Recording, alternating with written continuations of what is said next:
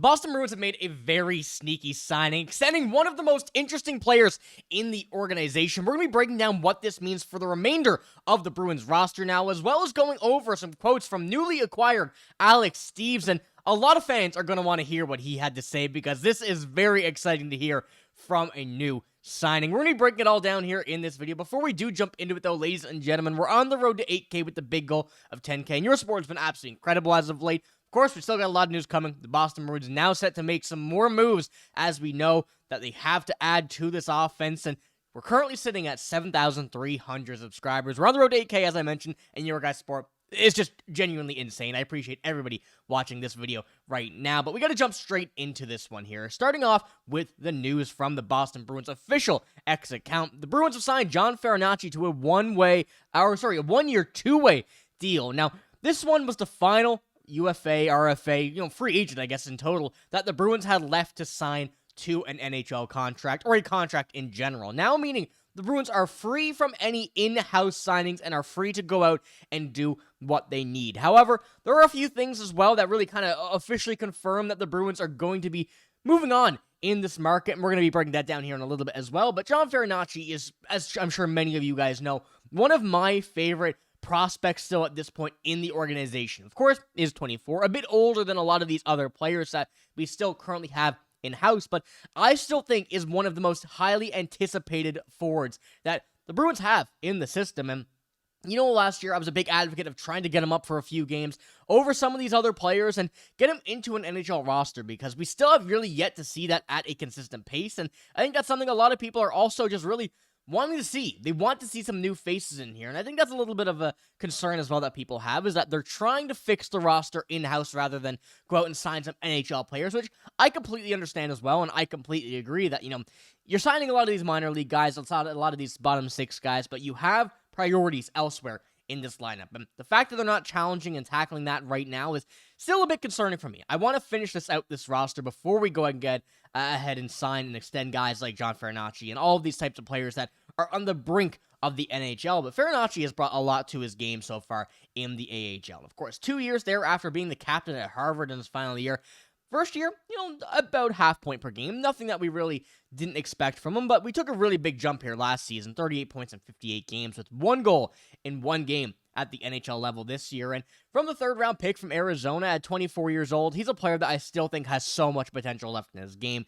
At this point in a lot of players' careers, and you're 24, still playing in the NHL, there's a lot of people that are always concerned about that, but when you do take a look at his career path, stayed at Harvard, went and played there a few years, and jumped into the professional level last year, or I guess not last season, the season before, at 22 years old. So he still has not yet been a a career-long AHL player at this point. He still has a lot of time left to make the NHL, and he's a player this year that I think has a serious chance of cracking this NHL roster through preseason. Of course, we do have a lot of additions down here in the bottom six, and of course, we have a kind of a brand new bottom six for the most part, looking at it.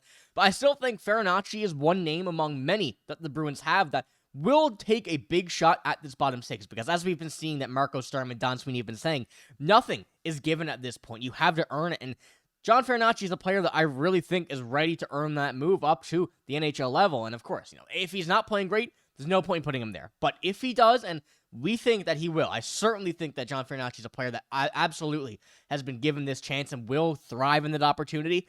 Why not give him a go? And I think that he has a serious chance to make it this year. So among that, of course, this now means the Bruins have a lot of opportunities to make some more signings going throughout this, now that they have the entirety of the free agency cleared in-house. And as we go take a look at the cap space, I should say, $2 million sitting around there. Not really enough to make a guy sign from a top six, but the trade market is still, of course, wide open.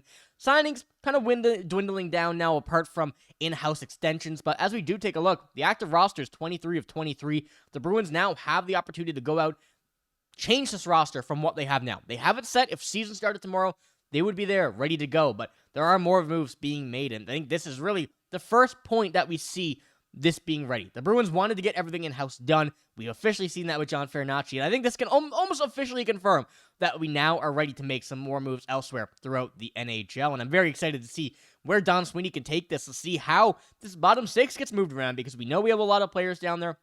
I'm very curious to see what kind of moves are going to be made from, whether it's going to be prospects, some of these guys here.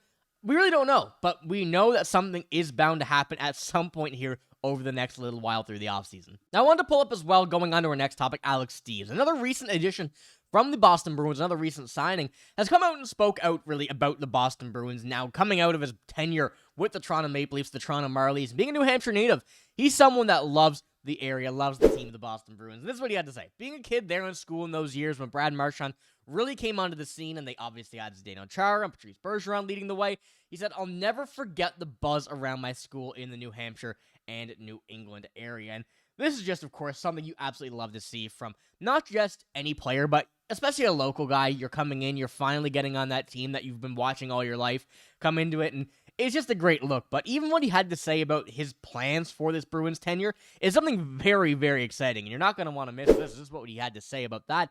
"I have a core belief in the vision of myself being a goal scorer in the NHL. It's up to me really to work my butt off this summer. I think there's an opportunity in Boston, but it's up to me to grab a hold of that and get better this summer and be better than I was last year and bring something to the team that's worth something." And now, of course, Alex Steeves coming into this lineup after being in a Boston Bruins, a Toronto Maple Leafs, Toronto Marlies system is definitely a big jump kind of going into the opportunity that he had. The Maple Leafs definitely have a bigger roster than the Bruins do at this point, especially now after the trade deadline last year. And he's correct. He has a certain big opportunity to jump into the lineup. And we do take a look at his stats. Last season, he was a phenomenal player in the AHL. Really has not been given an opportunity yet in the NHL. Of course, the Toronto Maple Leafs, hate to say it, but they were a good team. They have their team built out. They have a lot of players that are going to be sticking around in that lineup, so it makes sense why Alex Steeves didn't get the opportunity there. But you look at his past few seasons with the AHL, he's taking serious jumps every year, and he's right. He can be that goal scorer, and still at 25 years old, it's definitely an interesting decision to look at what he's going to do coming up into this roster and be giving the opportunity coming into it, because when you do take a look at him compared to this roster that the Bruins currently have, I don't see a spot where he can't jump in, especially after given what he's done in the AHL. Of course, he will have to earn it. He said that he has to work his butt off, and you expect him to, especially coming in and being around the kind of schooling area where you see the buzz of this roster. That's what a lot of people play for, especially when you're playing for your hometown team. It's a lot different compared to going elsewhere, and you're going to give it your all wherever you are, but I think that given this opportunity with the Boston Bruins, and Providence as well, of course, Providence is still going to be a great team, and given Alex Steeves' ability in the AHL and translating that to the NHL level, I firmly believe he could be a big goal scorer. So I want to know what you guys think about these two bits of news that we have here today. First of all, Alex Steeves. I'm very excited to see him come into this and give him the opportunity to kind of work out and get into this roster, see where that ends up, as well as John Farinacci, a player that, if you've been here for, almost, I'd say 2 years, you know how excited I am about John Farinacci. I want him to get into this lineup so bad, but they still have to focus on the NHL roster, and I think now is the time for that. So let me know what you think about all of this news here in the comments below. That's all I got in this video. If you did enjoy, give it a like, hit the sub button as well. I'm signing out, though. Thank you for watching. Hope you have a great day. See you later.